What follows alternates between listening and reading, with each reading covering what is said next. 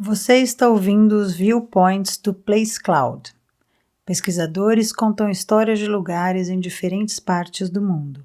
Para obter a experiência multimídia completa e apoiar os criadores, visite placecloud.io. Estamos no Instituto Ricardo Brenan, localizado no bairro da Várzea, no Recife. Este espaço ocupa uma área de aproximadamente 80 mil metros quadrados, onde estão um parque de esculturas, uma pinacoteca e um museu. Ao chegar ao portão, o visitante vai perceber que se trata de uma experiência fora do comum. Inaugurado em 2002 para simular um grande castelo medieval cercado por um jardim de esculturas, foi construído para abrigar a coleção pessoal do industrial pernambucano Ricardo Brenan.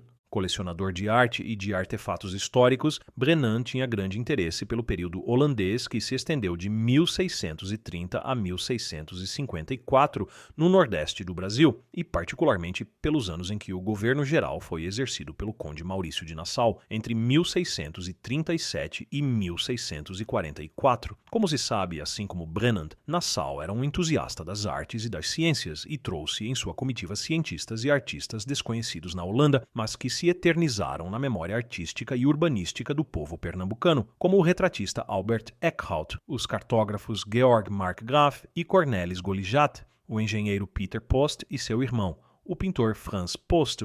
O Instituto Ricardo Brenan reúne o maior acervo mundial de obras de Franz Post, cujo trabalho em Pernambuco no século XVII o consagrou como o primeiro paisagista das Américas. A pinacoteca do Instituto tem 15 telas dele, incluindo a única pintada ainda em terras brasileiras, Forte Frederick Hendrick.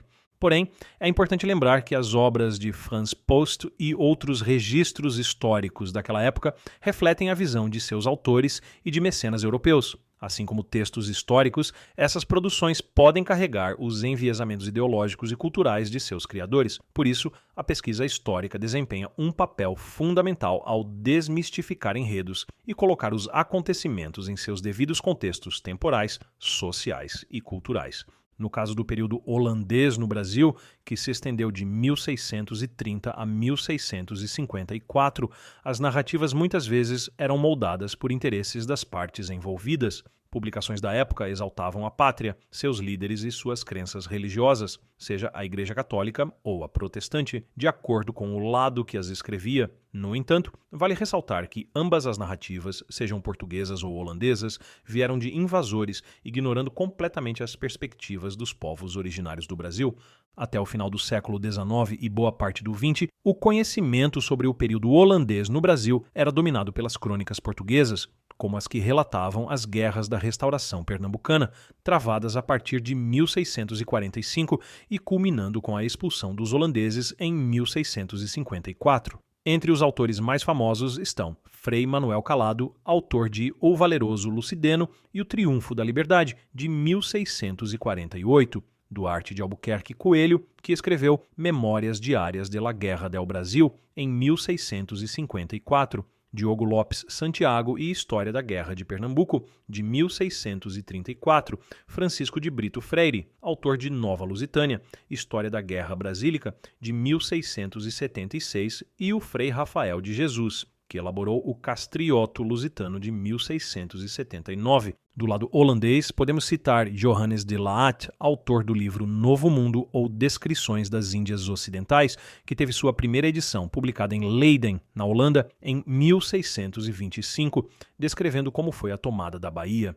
Em 1640, teve uma nova edição, agora em francês, chamada A História do Novo Mundo, ou Descrições das Índias Ocidentais, onde relata a tomada de Pernambuco e Itamaracá em 1630, Rio Grande do Norte em 1634 e Paraíba em 1635. Em 1651, Pierre Moreau escreveu A História dos Últimos Problemas no Brasil entre os holandeses e os portugueses, relatando como testemunha os últimos anos da ocupação no Brasil. Em 1682, Johann Nieuwhof escreveu um livro intitulado Memorável Viagem pelo Mar do Brasil, incluindo tudo o que aconteceu nele, também tratando do período de conflitos que culminaram com a expulsão. É nesse contexto que o Instituto Ricardo Brenan se destaca como um local essencial para quem deseja compreender melhor o período holandês no Brasil. O Instituto herdou nada menos do que a biblioteca pessoal de José Antônio Gonçalves de Mello, o maior historiador e pesquisador sobre o Brasil holandês, com um acervo de 5.000 livros, sendo 489 dedicados exclusivamente ao tema. O visitante pode explorar outras raridades do século XVII, como as obras dos holandeses Johannes de Laat sobre Portugal, Os Reinos e Riqueza do Rei, de 1641, Gaspar Barléu, autor de Dos Eventos Recentes no Brasil e em Outros Lugares durante o Octênio, de 1647, William Piso e George Markgraaff, com História Natural do Brasil, de 1648. Já a grande obra de autor português em exposição no Instituto é o Castrioto Lusitano, do Frei Rafael de Jesus, impresso em 1679. O legado de Nassau e dos artistas de sua comitiva transcendeu o tempo, sendo reverenciado em museus como o Louvre, em Paris, e a Casa de Maurício, em Haia. Mas é aqui, no Recife, que temos a oportunidade única de vivenciar essa história de forma tão completa e envolvente em um espaço eleito o melhor museu da América Latina e o 17º melhor do mundo, segundo o TripAdvisor. Uma dica para os visitantes é a qualidade do café do Instituto Ricardo Brenan, que serve algumas das iguarias mais tradicionais da confeitaria pernambucana, natural para um estado cuja riqueza e prestígio no período colonial se deu a partir do cultivo da cana-de-açúcar. Para conhecer os clássicos, peça uma fatia de bolo de rolo, bolo Souza Leão ou do chamado bolo de noiva, um doce de frutas típicos dos casamentos da elite local. Você não vai se arrepender de nenhuma das escolhas.